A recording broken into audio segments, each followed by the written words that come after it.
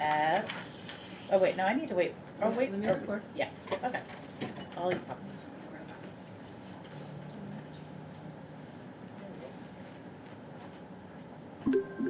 Okay, we will call this meeting to order at 6:06. And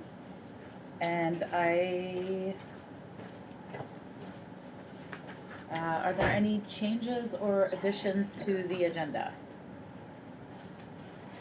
You wanna just, Nikki, did you wanna move, the student presentation of learning That's, up yes, ahead? Perfect. yeah, we'll put that right up front. I would love to do that. You brought these for me, did you know? Me. These are my favorite things in the world. I know, because they're like dangerous and amazing. Okay, I didn't get dinner. If you're having, avocado. Okay, we got distracted. Okay, we moved to the student presentation of learning since we have wonderful presenters here. Yes, to the beginning of the administrative report. Any other changes to the agenda? Nope. Okay, let's move on to the approval of minutes from September 3rd, 2024. I move. Okay, Heather will move. I can second. Beth will second. Is there any discussion, changes? All is happy, okay? Okay, we'll take a vote. We're all in person. We don't have to do a Amazing. roll call. I love that. All those in favor of approving the minutes from September 3rd, please say aye. Aye. Aye. All those opposed? Abstentions? And they are approved. Okay. Public participation and announcements. I don't see any public. Unless you guys want to make an announcement. Okay. Well, I will say that the very first community dinner was fabulous. Thank you. It looked like it was well attended. And it looked like there were many teachers here, which was great. I wish they were all here, but we'll work on that someday. So, thank you. Thank you for a good night. Yeah. I forgot about that even. I know, because it feels like so far off. Yeah, I know. Because it's so dark out right now. Yeah. Okay. Moving on to the administrative report and the All right. student presentation of learning. We have Emily here, and Emily, if you're okay with it, you tell me when to move on to the next slide. Does that sound okay? You drive this thing. Emily, do you know all of us? No. I don't Okay. even know who Emily is. You know Beth? Do you know Beth? You're Silas's mom. Yeah. Yeah, you know me. Heather? My last name is Veneta, and I have Ruby and Russell. I'm Theo's mom. My name's Ryan. I have a son in kindergarten, Finn. And if you went trick or treating locally, you hit his house. Yeah. Up on the hill, didn't even know which one. And you know Mr. Schaefer. This is our alternative energy project in social studies we did last week. Yeah. If you don't know me, I'm Emily and I'm in the 7th grade and I'm representing the whole 7th grade because we all had bits and pieces to this project, but we all had individual pieces, I guess we can put it. Project overview, renewable resources. So, well, the next slide will have what a renewable resource is. But we were supposed to build a prototype of something that could make something work like this. This took 4 days to grow, and yeah, and it blinks now. They're like microbacteria that had to grow. It's from dirt literally outside our schoolyard. And Very cool. it was like, That's awesome. Wait, the light blinks because of what's growing in there. Uh-huh. they're like microbacteria. Howard, That's so cool. It's like micro. It's a dirt cupcake with a flat, with a lid. Just that amount of dirt. Renewable versus non-renewable resources. For example, water is renewable because it has a cycle and it will never be changed and just is a constant. Non-renewable is a source that cannot be replaced.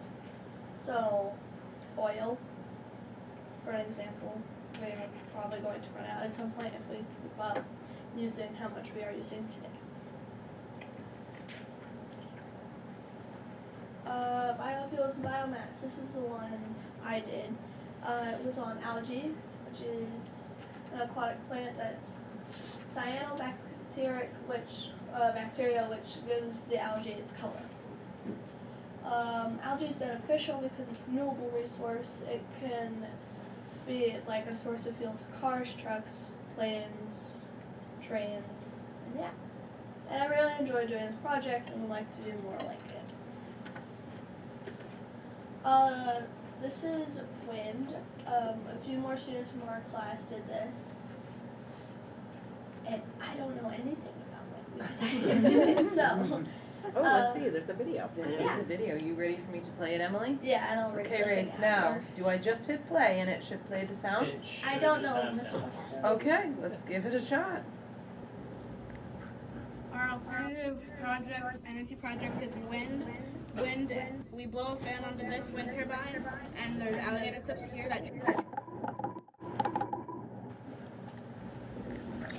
Our alternative project, energy project is wind. Wind, we blow a fan onto this wind turbine, and there's alligator clips here that transfer the electricity from here, and it powers the light bulb in the Nike store. It's Jack.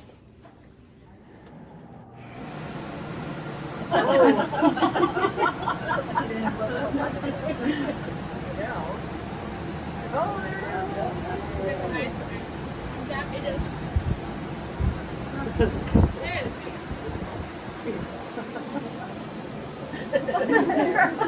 Still going. That's fantastic. That was made by Jared and Bodie. They wanted me to tell you who made it. They didn't know who they were. They were very proud of what they did, and they were only ones who did wind. And they're very interested in it and broke it 3 times. Hey, there's nothing like trial and error. Yep. Yeah. Solar. I know we have solar panels, and my mom has solar panels, and solar energy is when you take energy from the sun and turn it into electricity.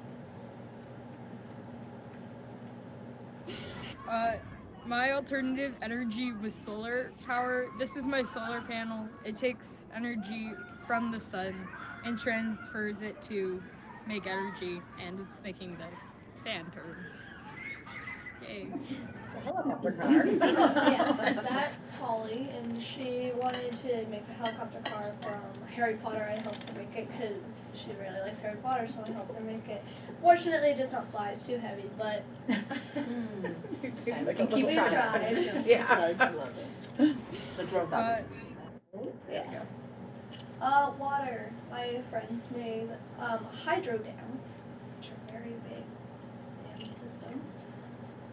Some pros, there's no fuel burn, so there is minimal pollution. Water runs through power, so it's free by nature. And yeah, and they, okay, I'll explain that after what they did. I think this is their presentation. And then this is the model we made. We have it connected to a faucet, and then when we turn on the faucet, it spins through here, and as that spins, the wires can power a little LED light. So the pressure running through the little thingy, what's it called, spin thing, when it spins, it creates electricity, which powers the LED light in the jack-o'-lantern. Awesome.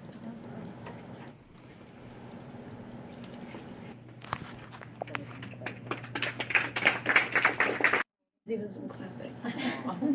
That was done by Rory and Ava. They spent 3 days waterproofing that box so when it falls apart. And spent the last day making the jack-o'-lantern because I would not let them just put a light. Good choice. We're just gonna do that. These are photos from select people. There were more done like that. And that was our alternative energy. Are there any questions for me? What did you do to your dirt to make it grow? Like what? Dirt and water. It was just dirt and water. And then you with just let it. We got it from a kit that had these little foam things, and then these wires you would put into the foam, which transferred it into the positive and negative thing here, Okay. which makes it now blink. but they had to grow for 4 days, and I'm really happy it decided to grow because we made this last week, and I was really nervous about it. It'd be interesting It to did. see like different soil types, like if you got soil out of the compost bin Yeah. versus like out in the playground versus Yeah. the sandbox. So there's in the also water. a timer, I believe, that you can do for this. So that's what this is for. So I decided to do the bunker because one never did this, and this works. So I think I might switch over and see how the other one works. Nice. And by grow, it didn't physically grow. No, it the grew algae. bacteria. Yeah. Nice. Will it just keep blinking? Yeah. Forever? Will it keep growing and will the blink get like faster and stronger? Yeah. So it progressively has gotten really fast over today. I picked it up in school at like 2, and it was more. Well, it was blinking, but it wasn't blinking as fast. Oh, wow. If it dried out, do you think it would continue? Probably not, because that would mean the bacteria probably. You kind of need to died. water it. I don't think I'll need to water it because it's in a closed in system. space. Cool. But yeah, that was the alternative energy projects the 7th grade did.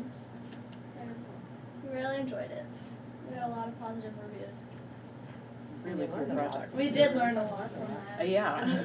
I have a question. Did you guys talk about, I heard a lot of pros. Did you guys talk about cons of each of these? Yes, we did. Got it. I know for wind and solar, like once they break down, it can cost a lot. It also costs a lot to put them both in. Yeah. Algae can take a while to grow. I'm saying that because I did algae. But I know solar panels can last 20 to 40 years, I think it is. Yeah. Wind turbines, I think, also need constant repairs. They can stand wind from like 40 miles per hour, 60 something in there.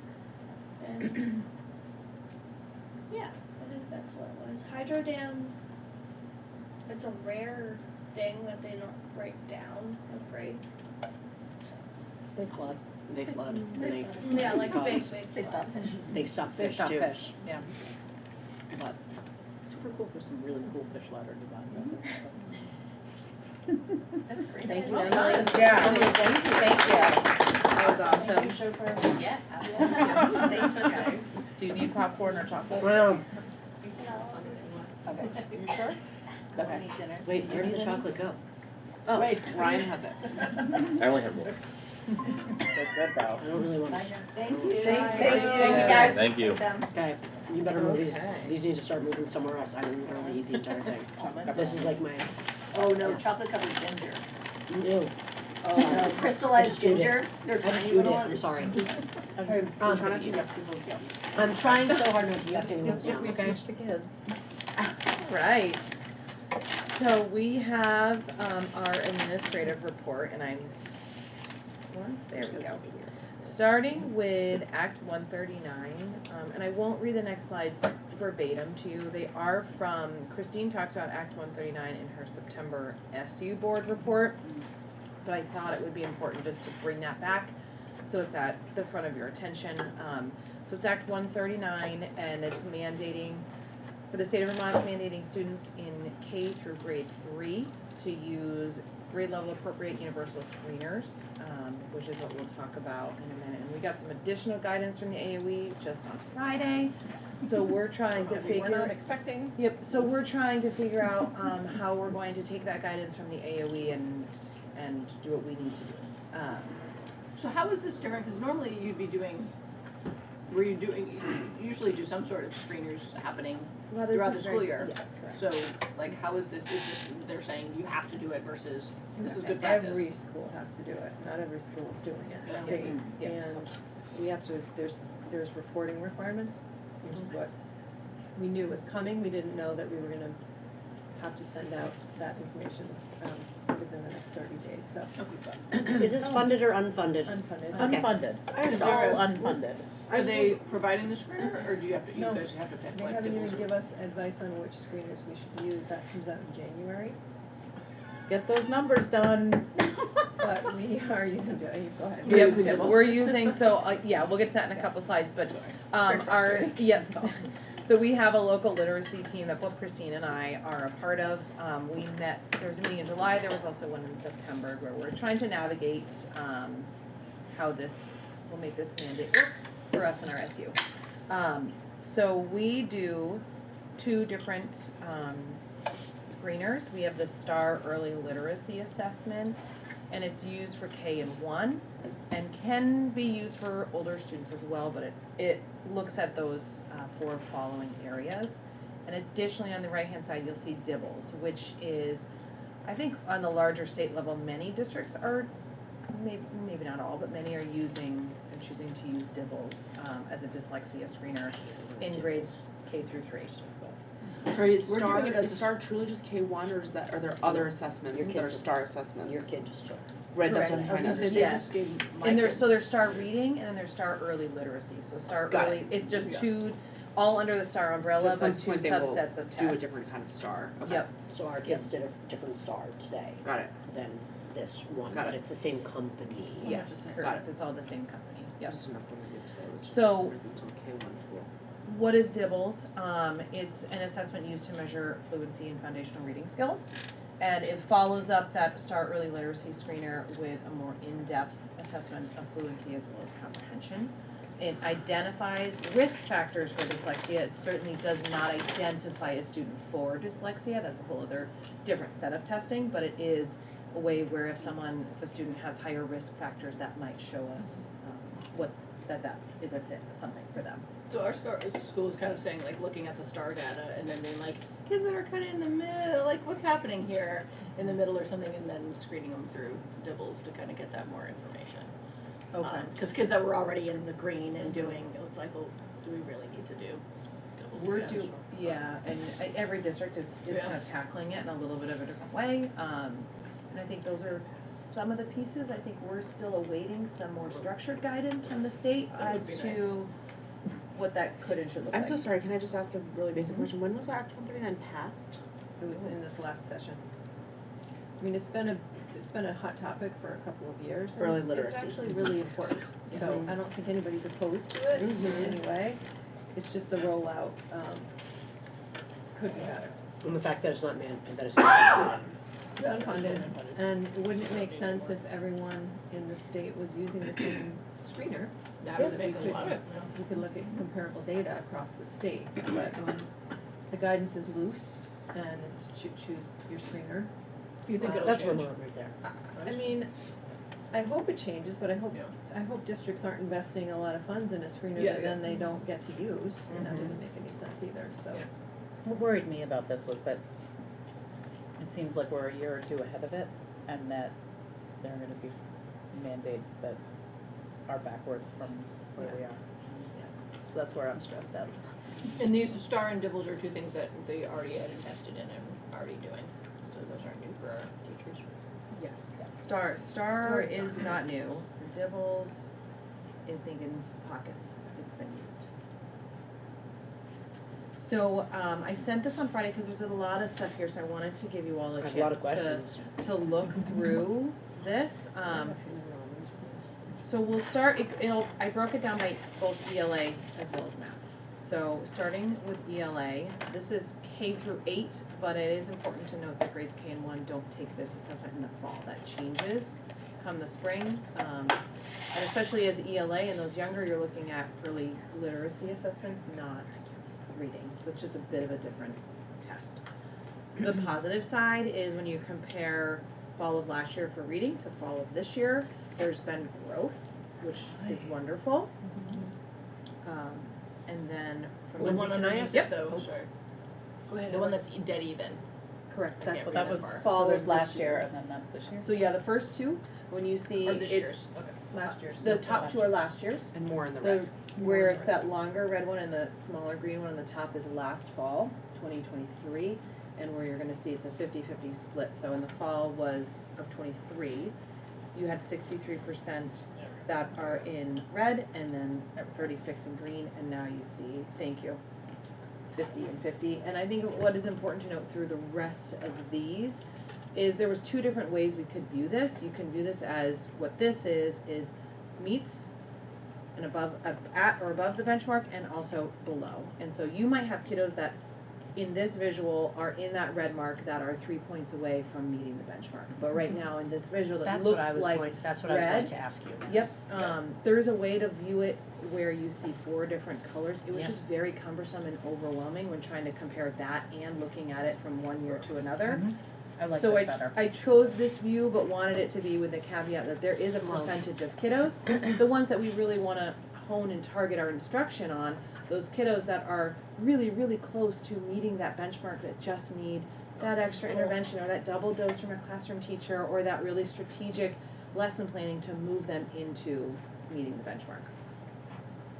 Heather, did you have a question? My question is like, so there's a number, and like either you are above the number or below the number, and that's because sometimes when you look at data this way, you're like, really, 50% of our students are below, and 50% are above, and as someone who, you know, might not understand data, that makes it look like, well, but you do have those kids who are, you know, like There's 1 kids on point both below. sides, is that There's like Right. there's like that hazy range of like, you know, kids who are, you know, just didn't answer that one question which would have bumped them up, Right. or and I or feel just guessed really lucky on that one. yes. question. It's So both ways. I just feel like sometimes, like, I understand what you're saying, but like when this data gets presented, you know, to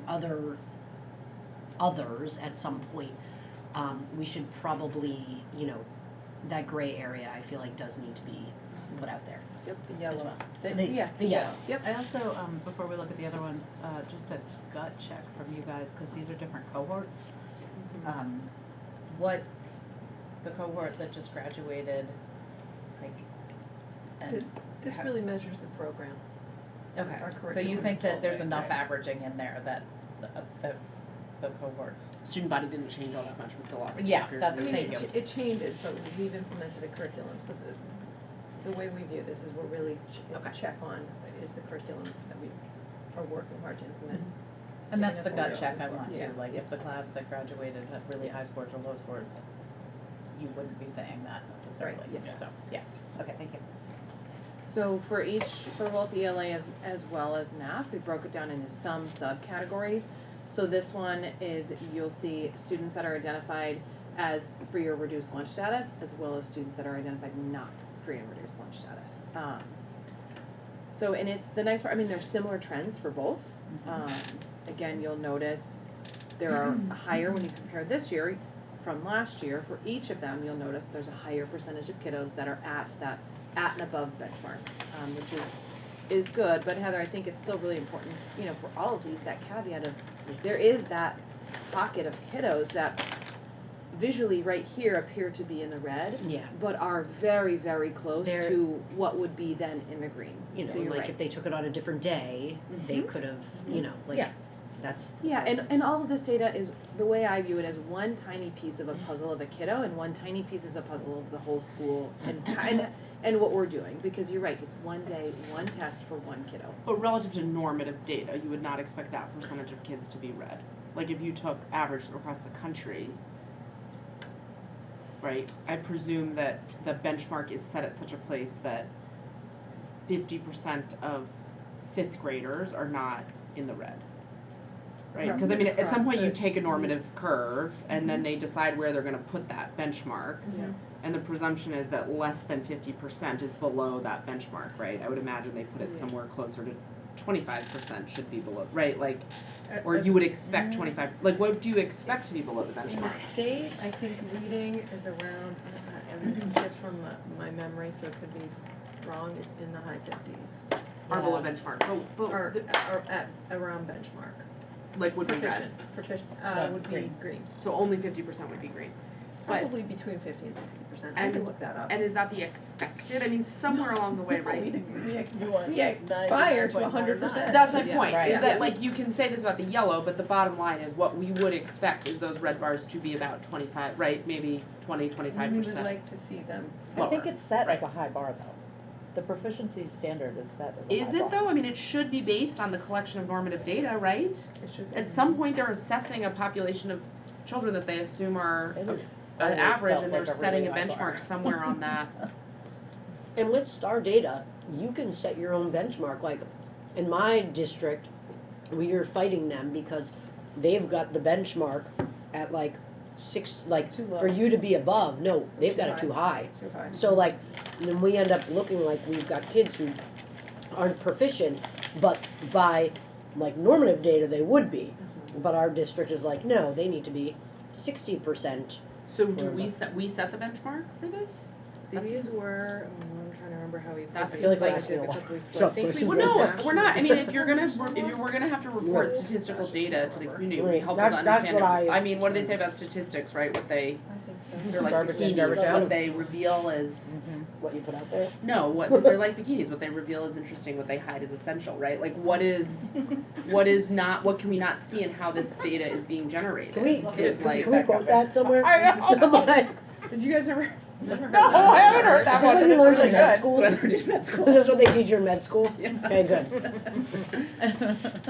But right, I mean, that's the question is like if we set the benchmark, but it doesn't, you're not making me No, think we set it. these were national, and I'm trying to remember, cause I pulled these a couple weeks ago, Okay. when I was getting ready for this. I believe we all pulled them as national norms. Relative like, to a national yes. benchmark. Yes. But we should see what the national data looks like as well. Like where Like we if stand.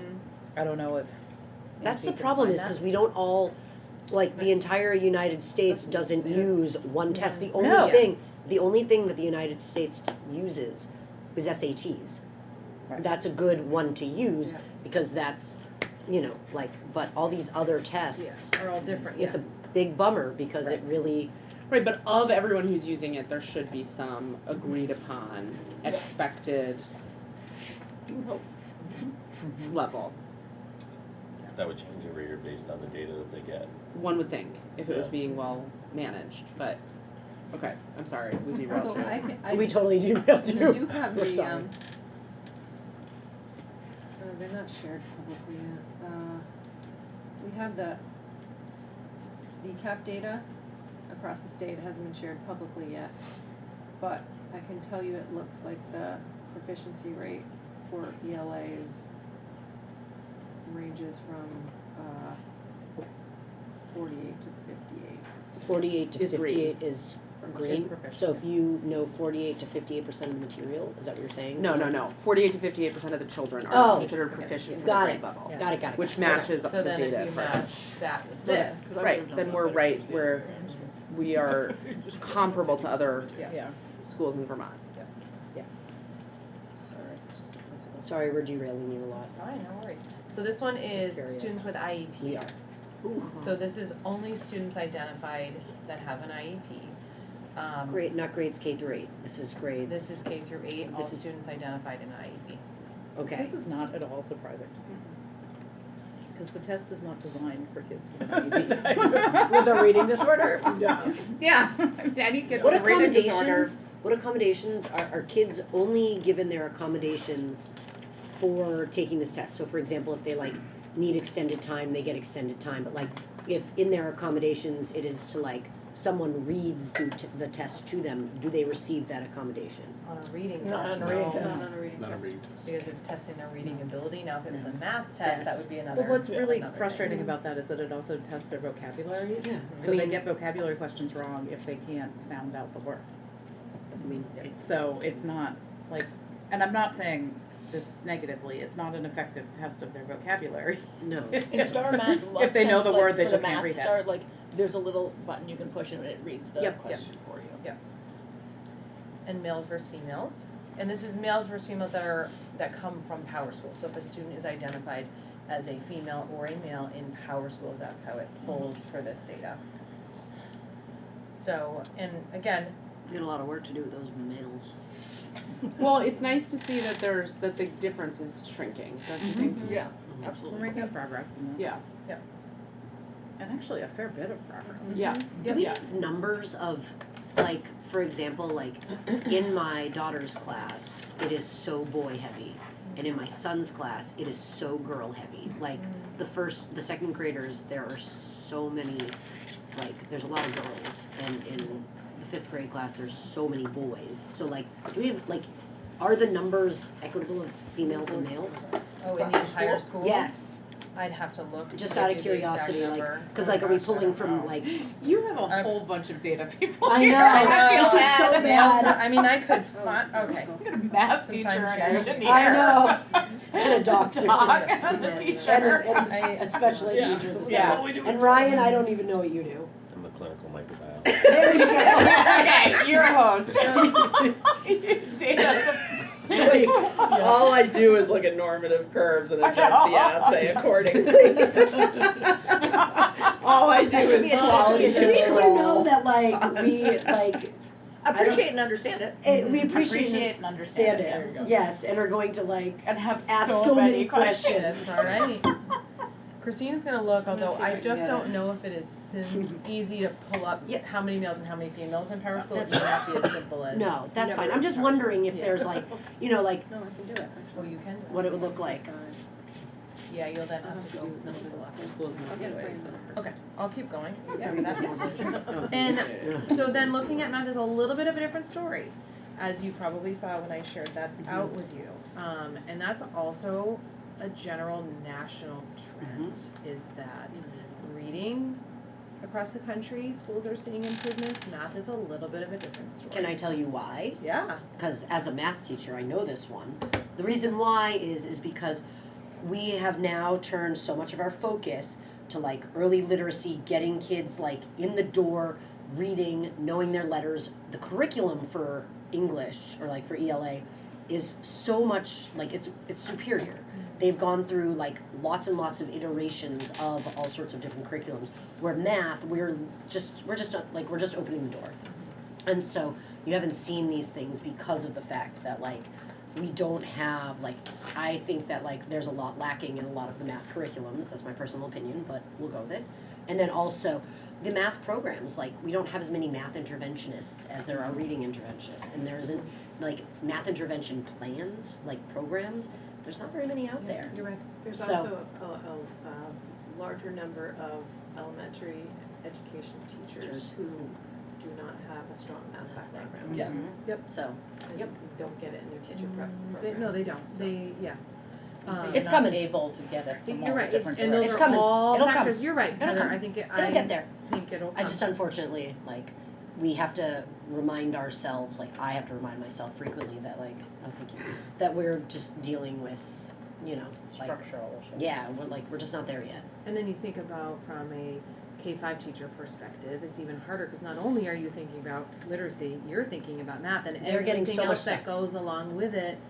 You know, an individual person's capacity can only handle so much, So- and that's a piece of it too. And there's just, you know, there's like a lot of initiatives going on, and like, you have all these English initiatives and then the math one, and like, there's just too much. You can't, like, Yep. I do not envy, at all, elementary school teachers at all, because they've got a It's hard really work. hard job. It's I only really ever have hard to work. focus on math. Yeah, it's really hard work. So what you'll see is that there was a slight increase in terms of students below benchmark, and again, I think it's really important to point out that you're gonna see that in both directions. There's those pockets of kiddos that fall in the below benchmark that again are a couple points away from meeting that above benchmark, and also vice versa, as we pointed out. There's that pocket of kids that are just a couple points above that are currently meeting benchmark that are just a couple above that, you know, and There's could also be meeting below benchmark. a difference of about 20 kids who took the test this time. Mm-hmm. So 20. it's fewer. Yep. 20 more, it looks like. True, yeah, yep, Yeah, yep, from one year to the other, yep, yep. When did because wasn't there a curriculum change Last year. Yep, But it was both. it was both, which is a lot. It's a lot Yeah, for no, I'm teachers just to thinking take if on. that also is taking on a new curriculum is kind of step backwards before you take it forward. And you also have to remember that like every math test that a kid takes is a reading test as well. Yes. So if you're not a good reader, like, Can't and do you, math.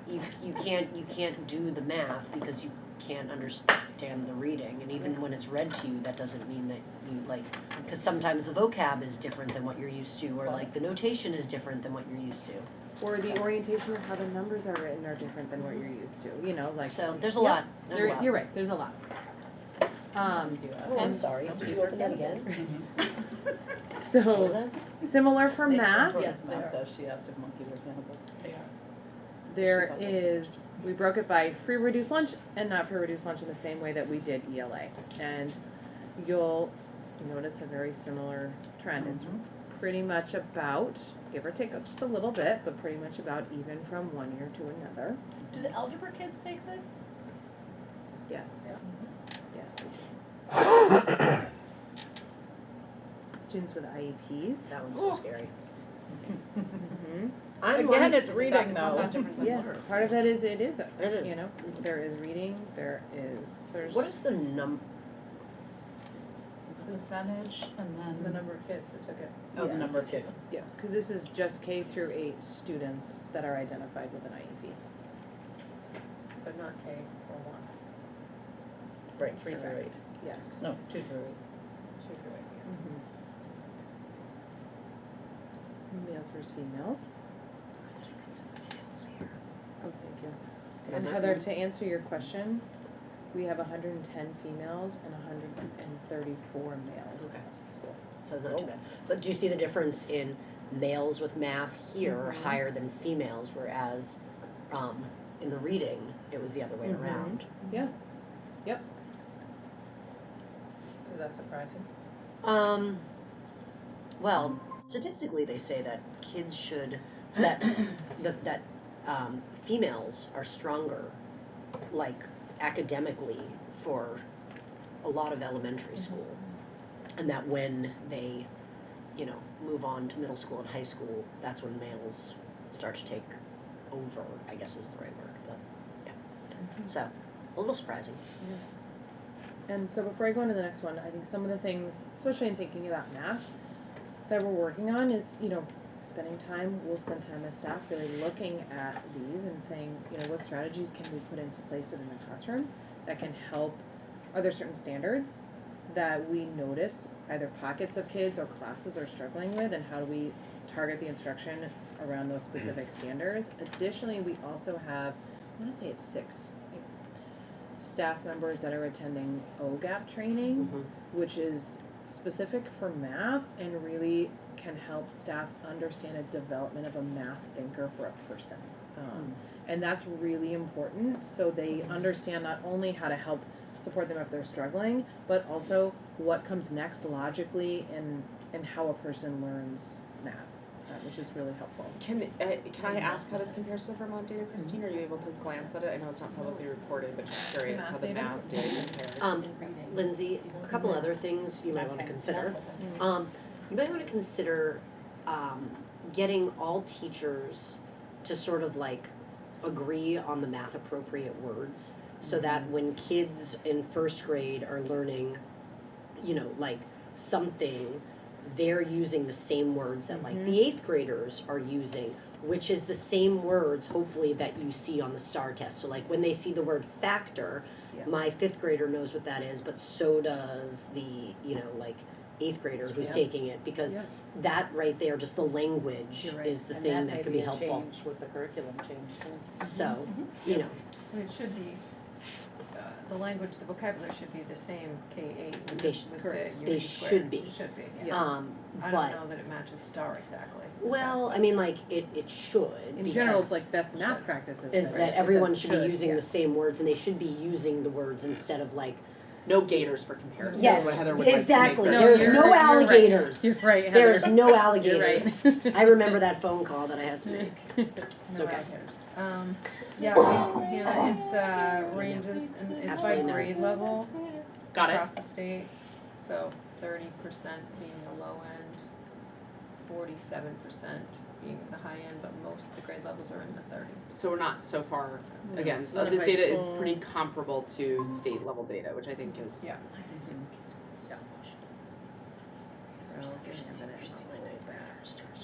Are there any other questions? Because the next slide is just some highlights. No, thank you. I think Yeah. we peppered you with That's enough. fine, that's fine. I don't think you were expecting No, they're good. Wanted to include She's a like, so couple. glad I sent that out early for you guys to prepare. I know, I was like, ooh, tables, let me find out. Know your, yeah, this is a know your audience. So some highlights of, and a huge shout out to the Hartland Volunteer Fire Department who came in October and talked with all of the kiddos K through 8 around fire safety in a really, really fun and developmentally appropriate way for the grade levels. So huge thank you to them. And additionally, I would love to give a shout out to Anna Brooks, who has been named a 2024 UVM Teacher of the Year, which is a really incredible honor for her. Well deserved. She is an absolutely stellar educator, advocates deeply for her kids and her colleagues, and truly cares about this school and this community, and we are so lucky to have her and have had her for as long as we have. I just have nothing but absolutely wonderful things to say about her. She's truly amazing. She really is. Well deserved. It's very well deserved, yeah. There's a And playground. There is a playground. There is a playground. I don't know that. It is together, which is wonderful. And huge thanks to all of the volunteers. Ryan, thank you. Thank you. I didn't even get to volunteer. I know, I'm so mad. we were done on Friday, which was I was kind like of ready, nice. like Saturday morning. I'm like calendar clear, ready to go. And then I was like, seriously? Done. I was joking with Lindsay, I'm like, now I know why they wanted a male on the board, I could be the representation. For the playground, For the building. I playground. wanted to be there. Can I ask one more time, where did the funding come from? Like, how did you, Grant funds. how did, Grant as well as a donor funds. So no local dollars. that's crazy. We never spent any of the money that had to do, like, that we set aside? Nope. Nothing. Okay. Do we get to Not like write even a to thank take you it, letter? not even to And take the it Not down. even This to is take it the, down. Our maintenance staff, maintenance staff as took it wonderful down. as they all are, took the whole thing down. And there is room to like grow this if Yep. we need to, and That for me is a longer term goal, Yeah. is I'd love to have further conversations around still the accessibility piece of it. You know, this fixed the problem of it being unsafe, Yep. but there's still the factor of making it accessible for all kids that we Yep. do need to address. And we are still looking for a student rep on the board. We sent it out to families of 7th and 8th grade. It's been in the Wildcat Weekly, but we will keep on looking. I was so thankful to have Emily here, and she was wonderful. But we are still looking for a student rep on the board. So just wanted to make sure you knew it didn't fall off our radar. That we're still. if it doesn't happen, can we still try to like get like next Absolutely. time we'll try like to get kids. an Absolutely. 8th grader Yep. or something? Yep.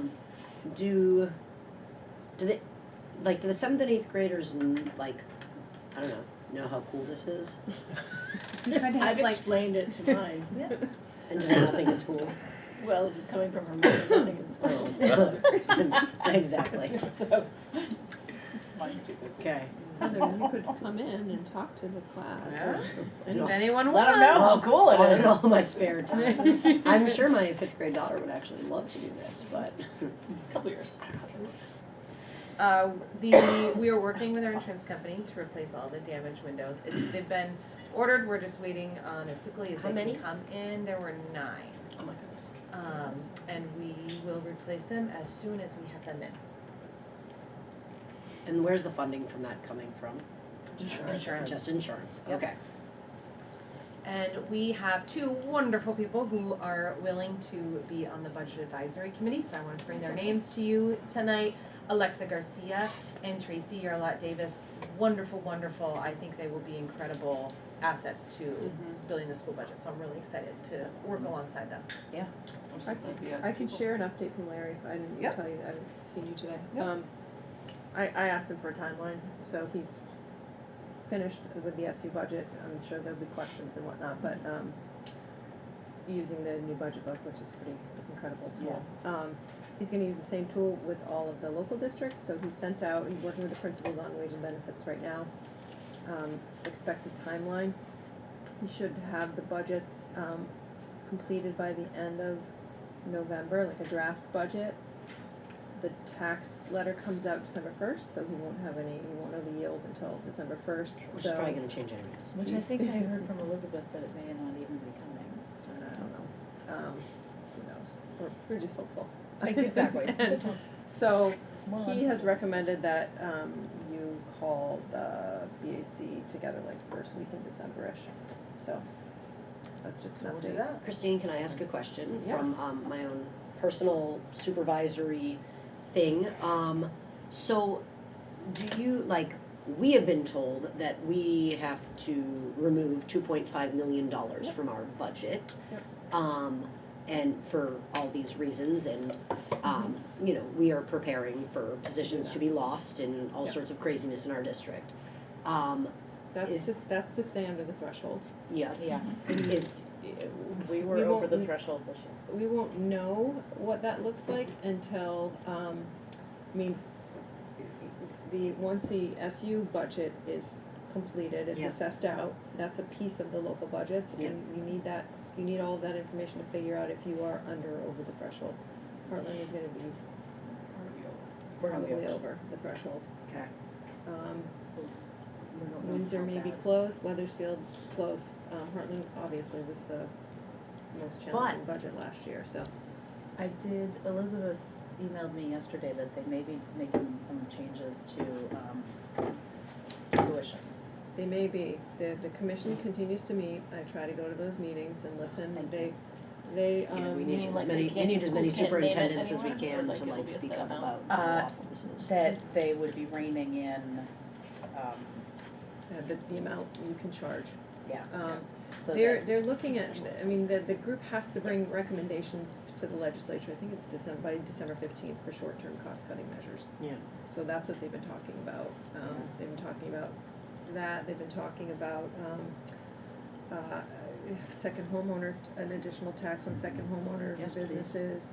They've been talking about ensuring that whatever's coming out of the ed fund is for education only, not other things. Yeah, like, let's not pay for. It's a struggle, I mean, there's not a lot of short-term cost-cutting measures that you can implement.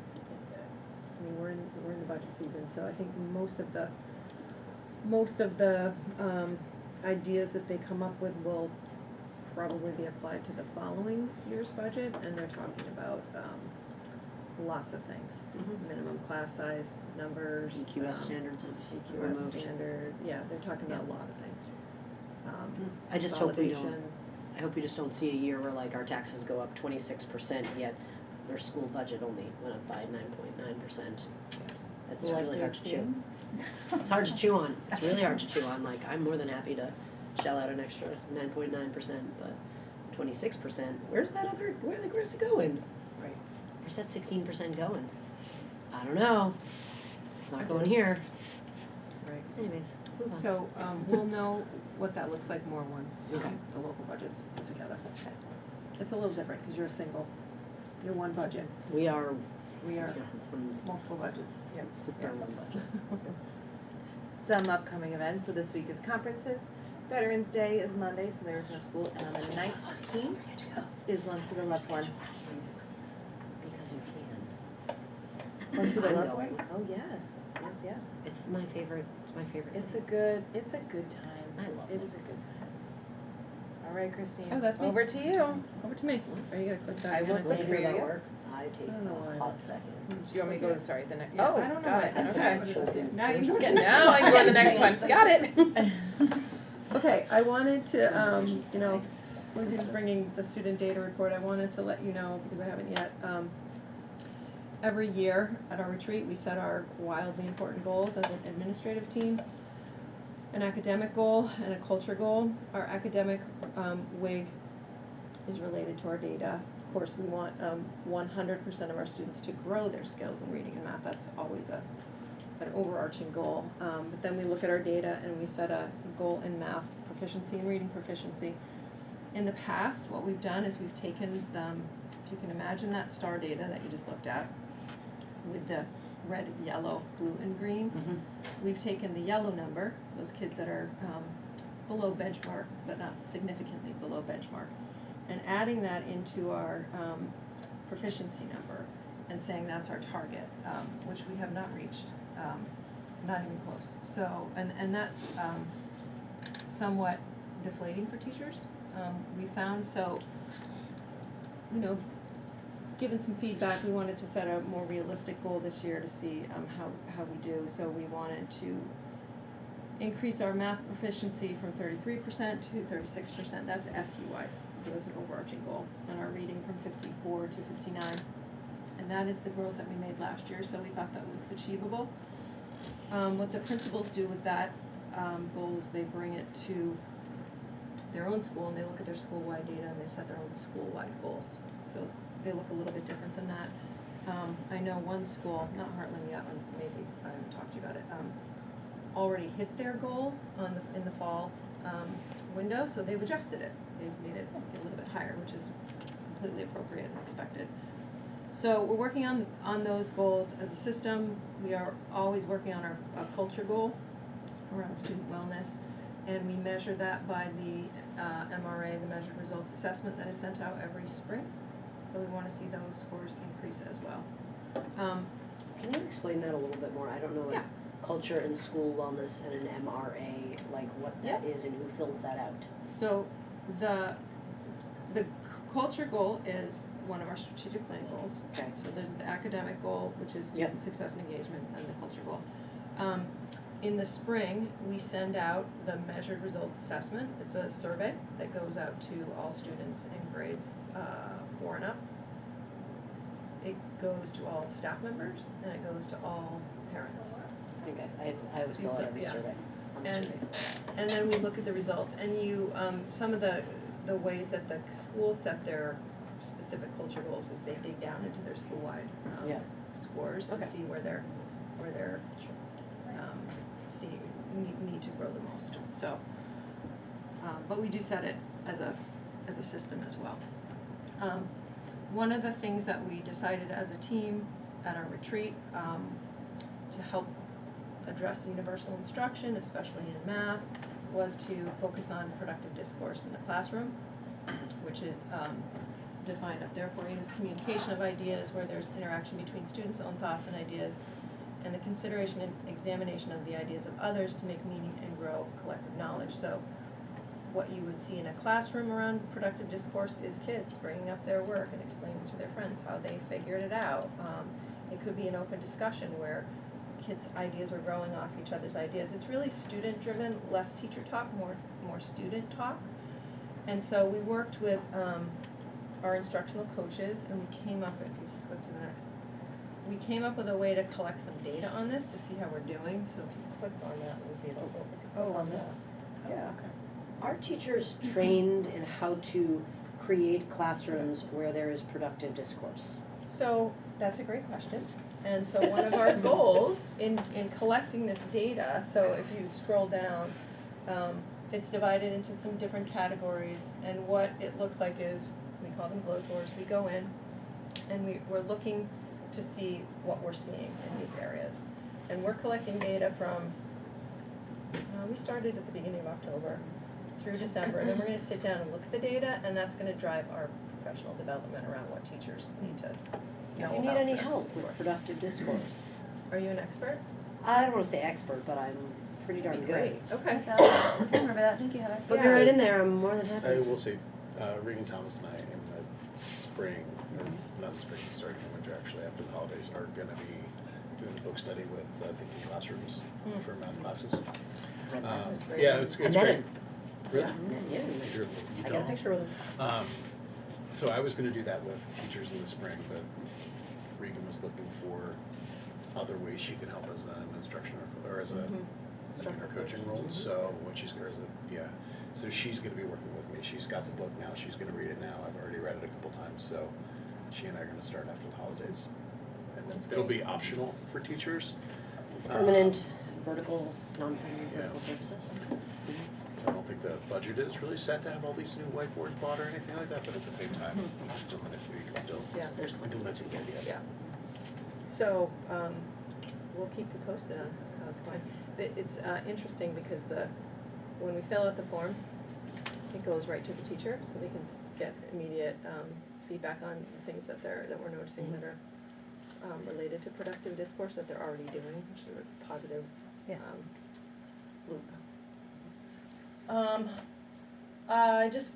Just to keep you informed, you know the new EQS, new education quality standards are out.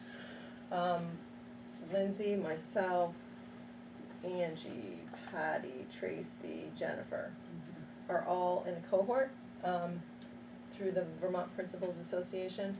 And it's really, we're reading them. We're reading the Iris, which is oh gosh. It's the standards and how you can implement, it's not social justice standards, but it'll come to me. How you can look at your existing curriculum and implement these standards. It's not a new program or not a new curriculum. It's like transferable skills. They can be addressed in existing curriculum. So we've been attending those sessions, and we had an amazing guest speaker at our last session. Her name, I'm not going to pronounce it right, Xana Davis. She's the executive director of the Vermont Office of Racial Equity, and she really gave an informative speech on kind of trends, what the data is showing in the state of Vermont. She talked about the systems that have been set up, and one thing that she shared that really is just stuck in my mind, she showed like a first grade workbook page, and on the page there were four children. One was a white girl, and the word under her name that you would have to trace was happy. And then there was a black girl, and the word under her name was angry. And then there was a white boy. This is real? Yes.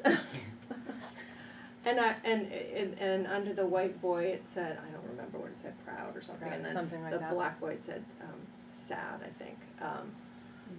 And she was just showing how these systems have been set up, and we've all grown up in them, and you don't even notice these things until you start looking, but it perpetuates this narrative. Absolutely. So anyway, we're learning a lot and having time to really dive in and figure out how we're going to address the standards as schools. The next slide was, I just wanted to share that Tracy did her second almost full day training with the equity coaches and the principals. And those equity coaches are doing amazing work, helping to lead staff meetings around diversity, equity, and inclusion. Tracy's session, which was close, they were like the next day or close in time, she also went into the systems and how really pulled up pieces of historical writings and pointed out where these systems have really been put into place. And then she started showing us like advertisements, which also continue the narrative that if you're not paying attention, you don't even notice. So anyway, we're learning a lot, and hopefully, implementing things that'll make some changes in our system. And I think this is my last slide. No, almost last slide. Celebrate public education. Davis went, and Elizabeth was there for part of the VSA, VSBA annual training, which there was an incredible celebration of public education that evening with a dinner. Kids presented, it was pretty great. The focus of the day and a half training was really around budgets, how to communicate your budget, and then there was one workshop that we did that was how to have a conversation with a person that has an opposing viewpoint from you, and how to make that a productive conversation. It was actually really good workshop, so it was good. To help us with that? Helpful right now. It was really, I actually have a cheat sheet card, I'll bring it. It's, it gives you Hold sentence on. starters. Let me look at the card real quick. No, Okay, really, this we had is to what I'm supposed to do. practice, like, Davis and I had to take opposing positions on a, something, and he had to use the sentence starters, and it diffused the whole conversation. It was actually pretty cool. I need that, Yeah. like tonight. I'll get it to you. Okay. Just take a picture Might need and that text it tomorrow. to me. Yeah. So maybe Students. this one or the next These are the quarter 4 financials. Just go to the next one, which shows. So this is Larry, and he's got a system where he can run this data. So what you want to know is. Yeah. Wait a minute. What do I want to know? And I can see. Let me go back. Yeah, can you go back? This one? Oh, yeah, that's the one. Yeah, Okay. sorry. So there was a beginning fund balance, that would have been the end of FY '23, I believe, of $661,683.26. Your projected revenue from FY '24, so that was last year's budget. Well, your revenue came in at $9,500,000, and you spent more than that. You spent $419,000 more than that. So some of that fund balance was assigned to cover that difference, and then you had assigned, I think, 232,634 of that to the budget. That would have been FY, I'm gonna get the years mixed up, but it was assigned to a budget year, and so you're left with $9,000, $9,278.64. Positive. Okay. Yep. That's your unassigned fund balance, which you have to spend, right? It can be applied to this coming year's budget, or it can go into capital reserve. So you'll have to decide how to spend that. And It's so much money. Would you like $36? Nine thousand. 9,000. And Yeah. that is the end. Let's add on to the playground. You could probably get a piece. Not a very large Yeah. addition.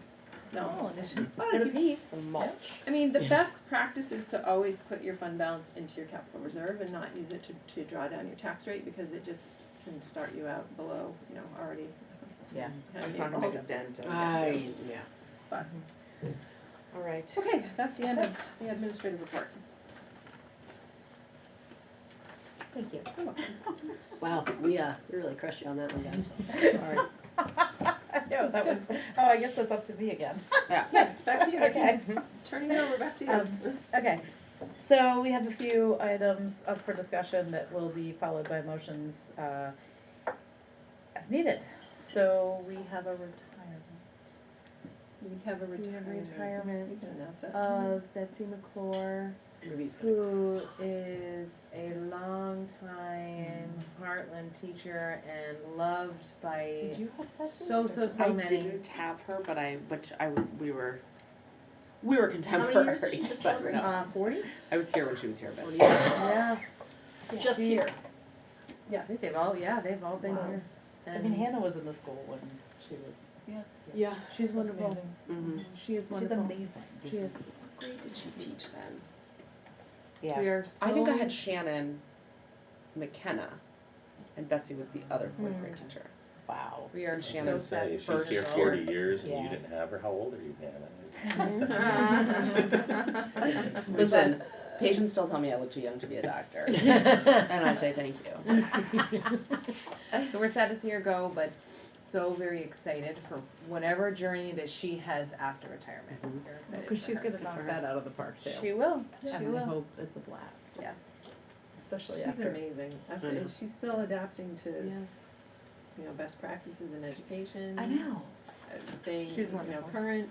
She Yeah. loves the Well, kids. and after they her love her. injury, was it not? Yeah. She was Yeah. injury, like, that Yeah. was amazing. And just keeping kids engaged. She has high expectations, and kids Mhm. rise to that. I hope Miss Driscoll can find someone. Another good partner. A partner. I Yeah, know. they've been partners for a long time. They have. That's really hard Yeah. to lose your partner in crime. There's a book that somebody should get from Miss Driscoll. It's about a family. I will find out what it is. It's a little sad, but it's about a family that gets a cat, and then the cat grows up, and then they get another cat, and this older cat teaches the younger cat how to do everything, and then the older cat dies, and it's like so sad. Everybody's sad. But then a new cat comes, and now like the one that had been the younger cat is now the older cat and teaches the younger cat, and it's like it's sweet. It's beautiful. Talk about veer off subject there. Good job. It was not because that's like that's what happens when you like learn from a mentor. But I just mean it's like when you lose a mentor, but then like Right. gender school will step up into the mentor role. It's Yeah. just the cycle of life and And she is more than ready for the mental health. Yeah. Oh, she's phenomenal. Yeah, she's Yeah, so we bring Sorry, my life Betsy's is resignation just to steeped you. in nothing. So we have to accept that. I will regretfully accept that. I Yeah. will second regretfully accept Okay, that. so wait, we need a motion I first. motion to regretfully accept that. Okay. And I okay. second it. Okay, so Beth motions to regretfully accept Betsy's retirement, and Heather seconds it, and I'm gonna say congratulations, I think Yes. it's well deserved. I know. Um, Now she okay. has so much more time to volunteer and help with the gardens. There you go. Exactly. There you go. Okay, to a vote? Any other discussion? Nope. No. Okay, all those in favor of regretfully accepting Betsy's requirement with excitement for her, please say aye. Aye. All those opposed? Abstentions? Okay. Yep, the next is a leave of absence request from Tina Skihan. No. It's a short one. It's yeah. That's exciting. Oh, wow.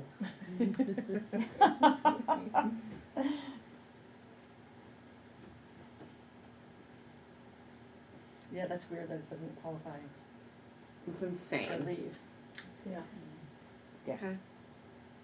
Yeah. I don't know what it says, but I just like seeing you react one by one. Well, Once you get the paper. Well, it's like, oh, baby's happening, oh, what, it doesn't get covered, what? Yeah. Well, I'm just impressed because I think the first baby is Julian's age. Oh, Yeah, the first baby is like, Less than a year. I think so. wow. I will make a motion to accept this. I will second. I'm the I have a- dyslexic, I'm still reading. I'm a slow reader, I'm still reading. And she has a student intern. She does. Oh, that's awesome. My question is why can't she use, It doesn't qualify as FMLA for some reason. Doesn't qualify. Grandchild. Childcare. Okay, Hannah made a motion, who's second? Me. Yeah, that's Right, through HR. We would give her the day, so Yeah. pay her a minute. okay, I mean,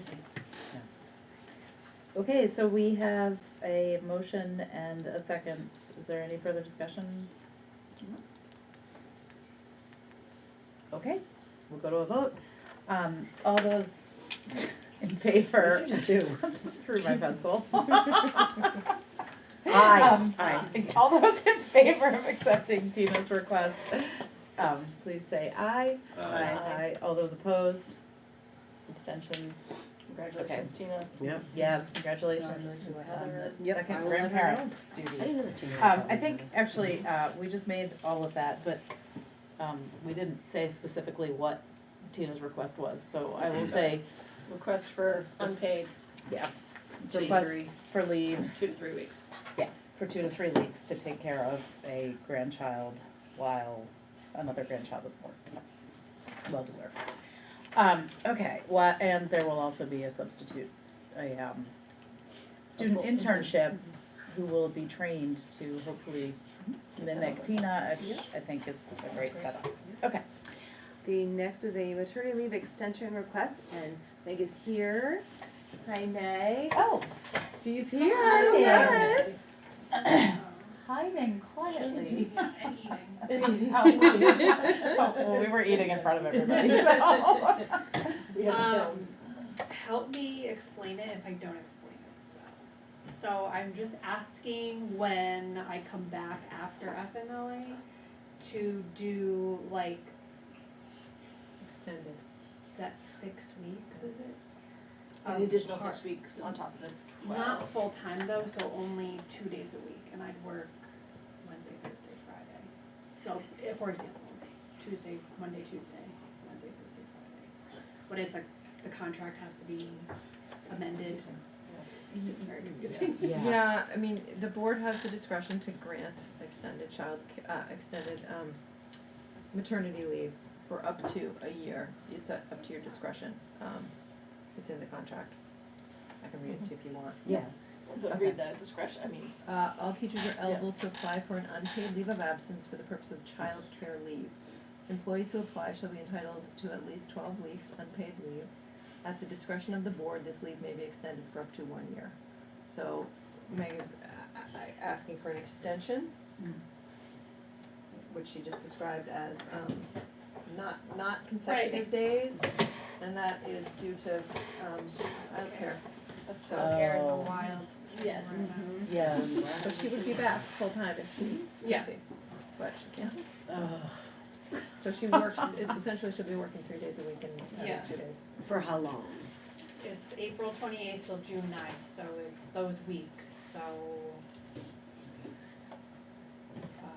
Be back for the last week of school.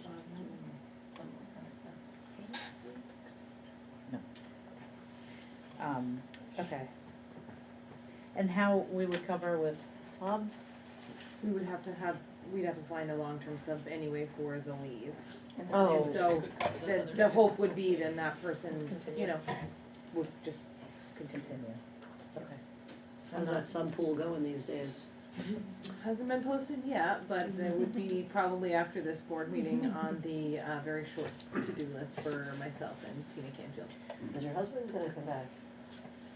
It has to be a certified teacher Yeah. to be a long-term. Yeah. And how many Because they- certified teachers are sitting around? We don't know. You never know. Yeah. We do our best. Thank you for presenting, sorry. No, you're good, yeah. Yeah. You can see. Yeah. She's Yeah. got Yeah. No, this whole daycare situation is, I know. it's hard. I thought it was supposed to be getting better. Where did you hear that? Yeah, what? Isn't that why we passed all these like Vermont Family Care Acts We're and stuff? spending more money. Isn't that like why It's we're part like, of it. Anyway, can we vote? yeah, Yeah. sorry. Well, I need a motion, somebody make a I motion. motion to accept this extended maternity leave. Okay, Beth motions to accept, Second? Hannah seconds. Is there any further discussion? I just have to say that that's super unfortunate that we can't, as women, do our jobs because we can't find childcare. Okay, so no further discussion, we'll take a vote. All those in favor of accepting Meg's maternity leave request, say aye. Aye. All those opposed? Abstentions? You can sleep tonight now, There we not go. worried. I so appreciate it. Yes. Thank you for coming. I'm sorry No, that, it's, it's, going through. that's I stressful. know. I think It's it's really more so stressful. placement It is than really it's actual stressful. like benefits of It's very work, like stressful. there's We not have enough another, daycare slots to fill. There's- Yeah. Staff I was members gonna say, we from just another- had, we Yeah. had the same There's not vote at the spots. supervisory We meeting just last had week. one. I was Yeah. on the Yeah. list when I was 6 weeks pregnant. Everywhere. Yeah. He got in. Thank to you, a licensed Meg. daycare when he was Ugh. pregnant. Thank you. Yes, Bob. Okay, like one more. One more, the last is a resignation, from Amy Robertson, and she is asking for her resignation and request a release from her contract for this current school year. Okay. Amy as the K4 PE teacher.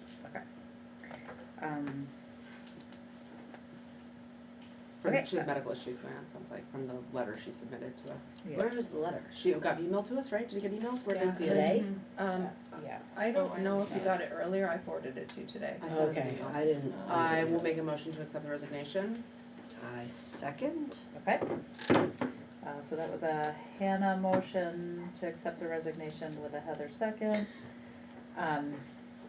And did you wanna work through emails before we? I just hadn't even. Okay, It's not, there's not a lot of Okay. okay. I'm We need to go quick. delaying What? and Yeah. twiddling our thumbs. Good. Need to go quick? That one needs to go to the bathroom. When we're Oh, done. okay, all those, okay, any further discussion? No, okay, you can start walking and we'll vote. All those in favor of accepting Amy Robertson's resignation, please say aye. Aye. All those opposed? Abstentions? No, okay, so that was accepted. Has that position been posted? Has Yeah. been posted, we are currently working on, trying to fill it as best we can. We have not had, How is our scheduling without somebody? we are working with a day-to-day sub Okay. right now, and actively working on trying to fill it.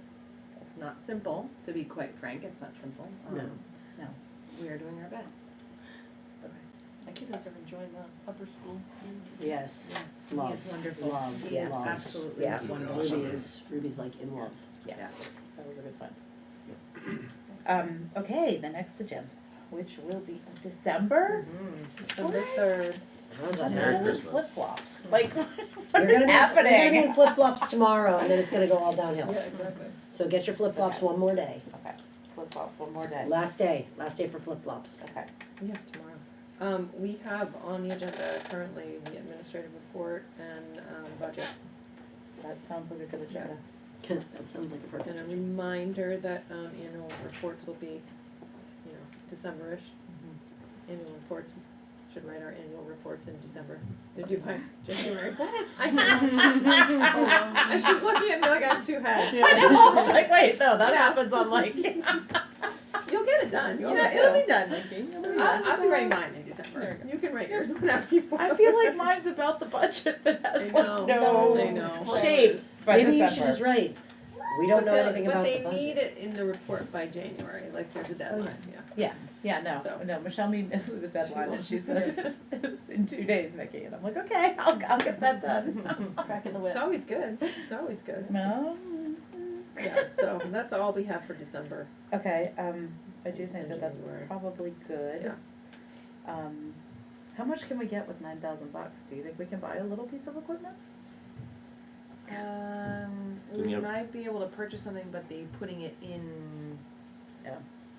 like, yeah. Did Well, you is it also part of- say part of your plan was to do like an outdoor, like covered space, like pavilion?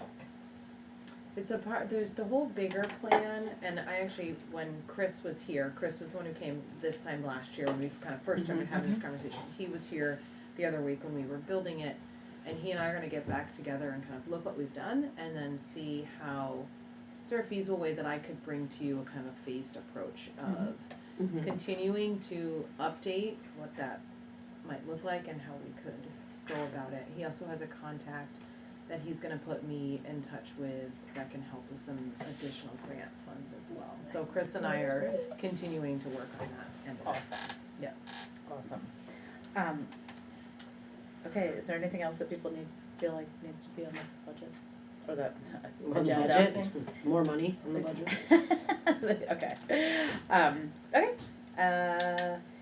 No need for an executive session that I know of? Okay, I will take a motion to adjourn at 7:22. 7:22, I motion to adjourn at 7:22. Okay, Heather motions. Second?